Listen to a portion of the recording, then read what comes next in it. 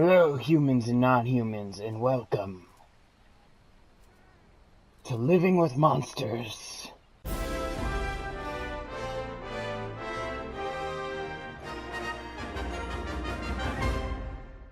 The first episode.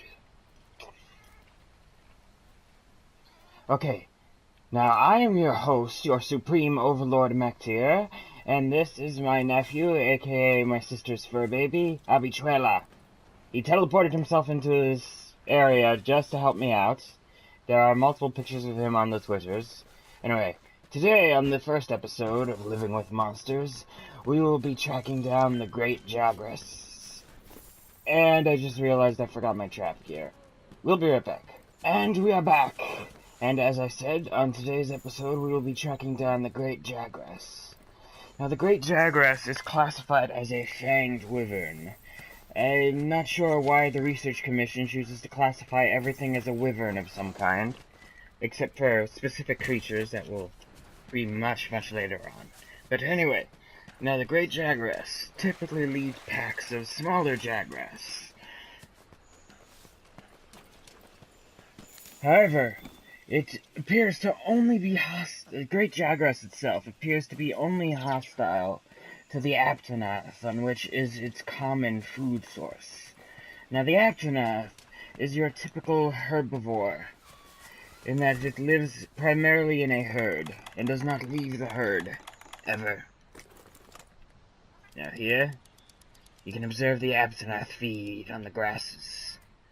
Now, upon being attacked, they will immediately flee, regardless of who is being attacked. However, with their spiky tails and the horns atop their head, they will try to the individuals will try to defend themselves if attacked, mostly to buy time for the rest of the herd to escape, while it faces its inevitable doom. And how do I get out of this? Okay, here we go. Anyway, that is the primary food source of the Jagras. And my scout flies have picked up the Jagras. In the next area, we're going to go intercept it immediately. Now, as you can see, it is of a primarily yellow coloration, but with black stripes and a black underbelly. It also has some weird mane, which we have not discovered the purpose of yet. It's moving in closer. By the symbol on the left, you can tell that it is currently rather tired, exhausted, and hungry. We'll now follow it until it finds food. And here we found its secondary food source, the Kestodon. Now here, we're going to watch it attack the Kestodon herds. Now the Kestodon stay in family groups. The smaller Kestodon are the females, while the larger ones are the males. But I digress. Hold. The Jagras has completely swallowed whole its prey.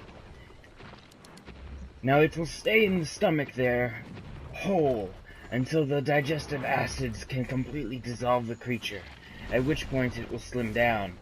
Now in this state, its stomach also acts as sort of a shield.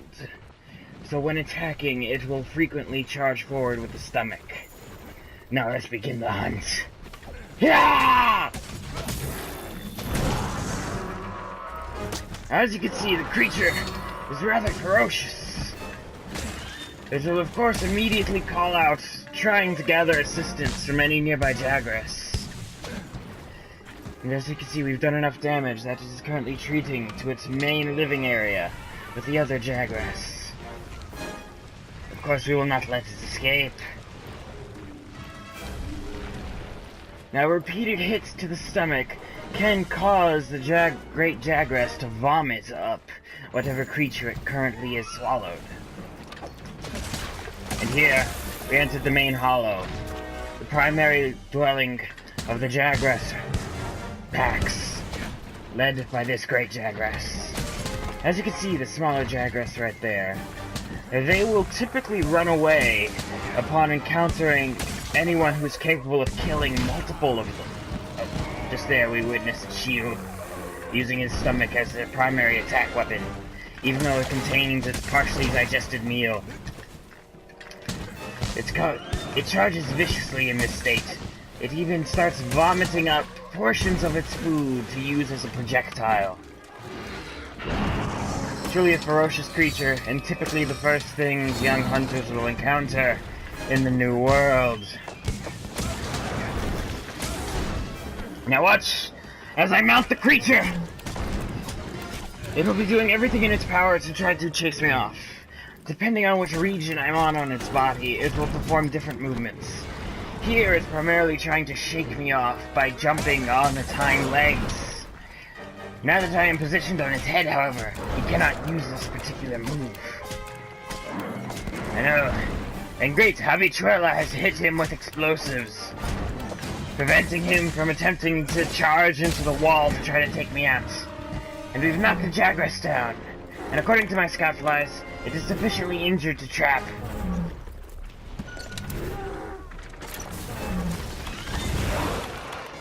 And as you can see, it's trying to struggle to escape, going so far as to even phase through the world itself. And now it is captured. As you can see, the Jagras sleeps rather peacefully.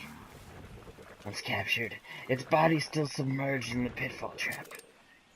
However, no, we will not be killing this thing and harvesting its organs and body for materials. Instead, we will be giving it to our scholarly members of the Research Commission in order for them to study it and for the scout flies to pick up on its particular scent so that they will be able to track it at a later date. And that, ladies and gentlemen, is the first episode of Living with Monsters. I am your host, your Supreme Overlord Mactea. With me is my co-host Habichuela. He does not say much except for meows.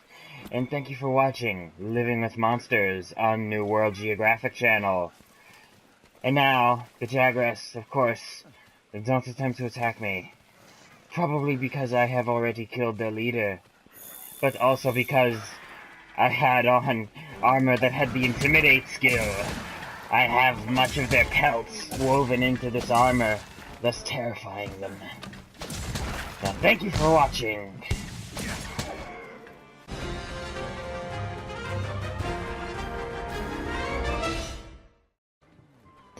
Multiple Jagras and Kessidons were killed in the making of this episode. Also, the Great Jagras was severely injured during the episode.